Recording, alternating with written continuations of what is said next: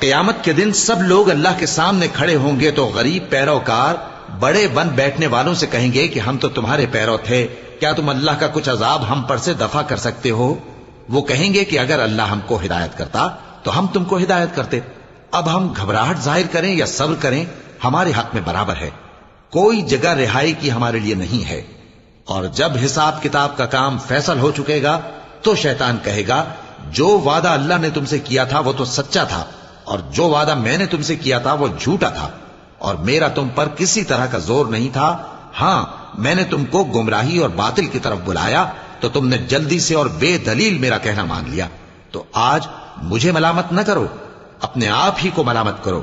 نہ میں تمہاری فریاد رسی کر سکتا ہوں اور نہ تم میری فریاد رسی کر سکتے ہو۔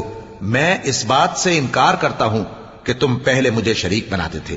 بے شک جو ظالم ہیں ان کے لیے درد دینے والا